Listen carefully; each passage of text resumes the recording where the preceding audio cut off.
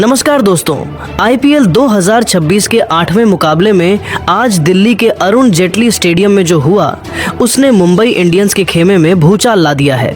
Delhi Capitals के खिलाफ मिली इस करारी शिकस्त ने न केवल मुंबई के विजयी रथ को रोका है बल्कि टीम के भीतर चल रही खींचतान को भी सतह पर ला दिया है।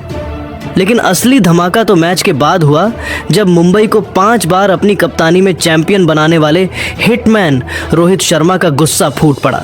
रोहित ने हार के बाद जो बयान दिया है उसने कप्तान सूर्य कुमार यादव और टीम मैनेजमेंट की रातों की नींद उड़ा दी है।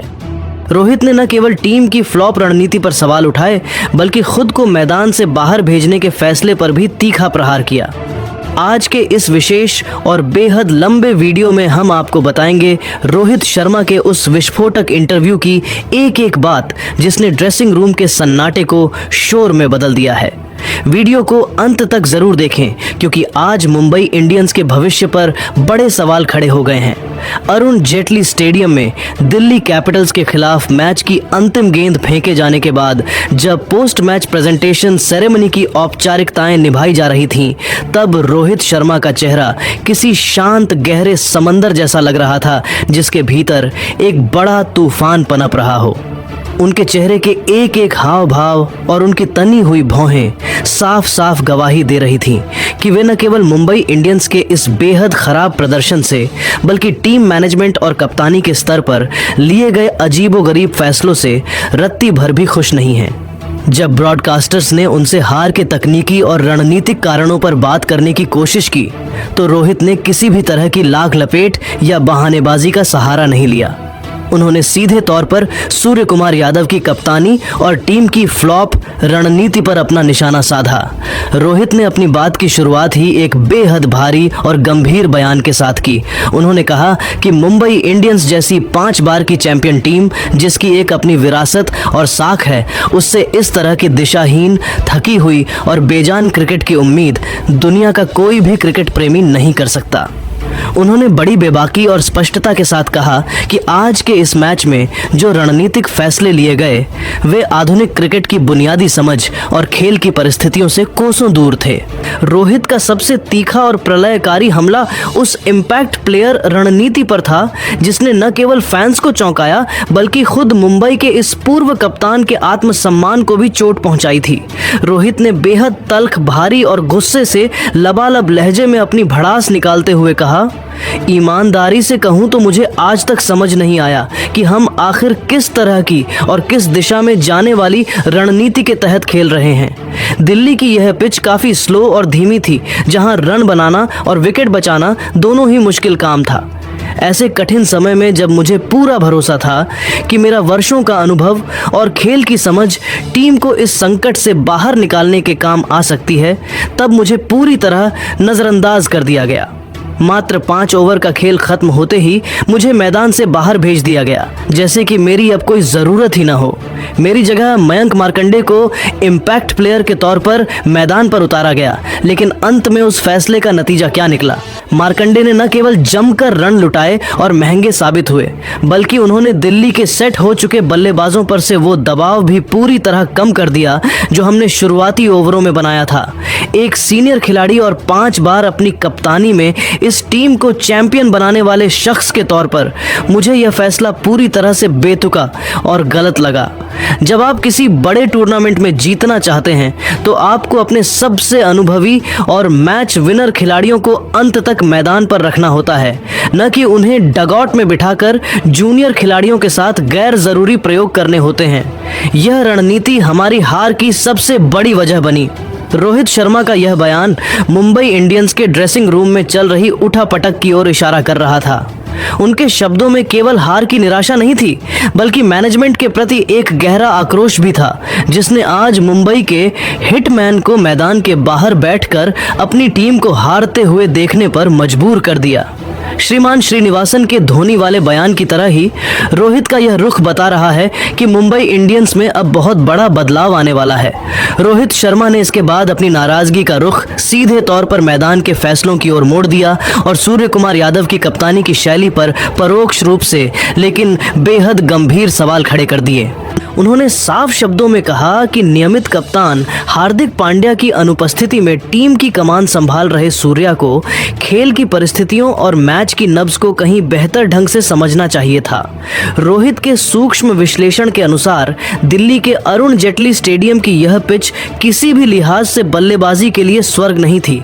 यह एक धीमी और फंसकर आने वाली पिच थी जहां टिककर खेलना ही एकमात्र विकल्प था। इसके बावजूद मुंबई इंडियंस के बल्लेबाजों ने जिस तरह का गैर जिम्मेदाराना और बचकाना खेल दिखाया, उसने रोहित को अंदर तक झकझोर कर रख दिया। अपनी टीम की बल्लेबाजी की विफलता पर कड़ा प्रहार करते हुए रोहित ने कहा, अगर हम ईमानदारी से आत्ममंथन करें तो बल्लेबाजी के मोर्चे पर हम इस धीमी और पेचीदा पिच पर विपक्षी टीम से काफी पीछे रह गए। 162 रनों का जो मामूली लक्ष्य हमने बोर्ड पर टांगा था, वह इस आधुनिक T20 क्रिकेट में और खासकर इस पिच की अनिश्चितताओं को देखते हुए कभी भी सुरक्षित या डिफेंड करने लायक नहीं था। अगर हमें दिल्ली कैपिटल्स पर दबाव बनाना था तो हमें कम से कम 180 से 190 रनों के सम्मानजनक स्कोर तक हर हाल में पहुंचना चाहिए था। हमारे बल्लेबाजों ने पिच की गति और उसके मिजाज को भांपने में बहुत बड़ी रणनीतिक गलती की।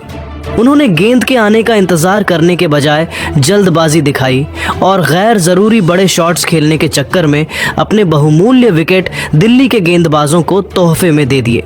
जब आपकी टीम में अंतर्राष्ट्रीय स्तर का अनुभव हो तो खिलाड़ियों को यह बखूबी पता होना चाहिए कि कब क्रीज पर पैर जमाकर रुकना है और कब सही समय पर प्रहार करना है। लेकिन आज मैदान पर वह बुनियादी क्रिकेटिंग समझ पूरी तरह से गायब दिखी, जो हमारे लिए बेहद चिंता का विषय है। पारी के दूसरे हिस्से यानी गेंदबाजी पर बात करते हुए रोहित शर्मा ने मुंबई के बॉलिंग अटैक की भी जमकर बखिया उधेड़ी और अपनी गहरी नाराजगी जाहिर की। उन्होंने स्पष्ट किया कि जब आपके पास डिफेंड करने के लिए लक्ष्य छोटा हो तो आपकी इकलौती रणनीति पावर प्ले और मिडिल ओवर्स में लगातार विकेट निकालकर विपक्षी टीम की कमर तोड़ने की होनी चाहिए थी, जिसमें हम बुरी तरह विफल रहे। रोहित ने कड़े शब्दों में टीम की खामियों को उजागर करते हुए कहा, गेंदबाजी के मोर्चे पर भी हमने वही गलतियां दोहराई जो बल्लेबाजी में की थीं। हमने कभी भी सही समय पर दिल्ली के विकेट हासिल नहीं किए।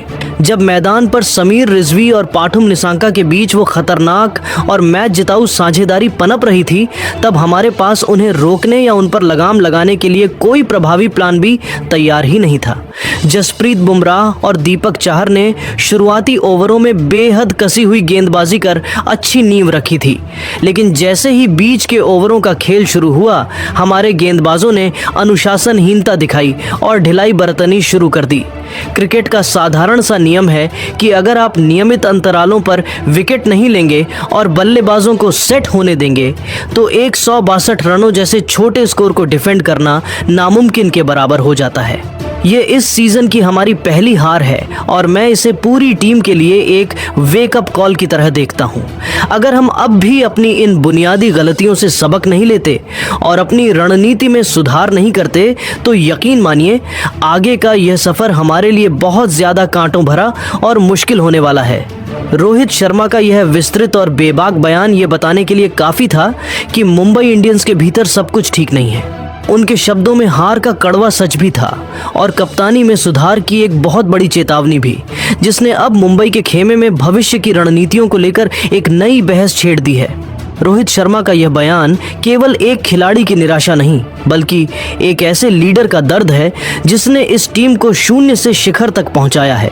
उन्होंने साफ कर दिया कि मुंबई इंडियंस में एक्सपेरिमेंट के नाम पर अनुभवी खिलाड़ियों की अनदेखी टीम को भारी पड़ रही है। रोहित के इस बयान के बाद अब सोशल मीडिया पर बहस छिड़ गई है कि क्या सूर्य कुमार यादव वाकई रोहित शर्मा के कद के सामने कप्तानी में दबाव महसूस कर रहे हैं। और क्या रोहित को इम्पैक्ट प्लेयर के रूप में बाहर करना टीम मैनेजमेंट की सबसे बड़ी रणनीतिक चूक थी? तो दोस्तों, रोहित शर्मा के इस तीखे बयान और मुंबई इंडियंस की इस पहली हार पर आपकी क्या राय है? क्या आपको भी लगता है कि रोहित शर्मा को मैदान से बाहर भेजना गलत फैसला था? और क्या सूर्य कुमार यादव की कप्तानी में वो धार नजर नहीं आ रही जो रोहित या हार्दिक में थी? अपनी कीमती राय नीचे कमेंट बॉक्स में हिटमैन स्पीक्स लिखकर जरूर साझा करें। अगर आपको यह वीडियो पसंद आई हो तो इसे लाइक करें और IPL 2026 की हर इनसाइड स्टोरी के लिए हमारे चैनल को सब्सक्राइब करना बिल्कुल ना भूलें। मिलते हैं आपसे अगले वीडियो में, तब तक के लिए धन्यवाद और जय हिंद।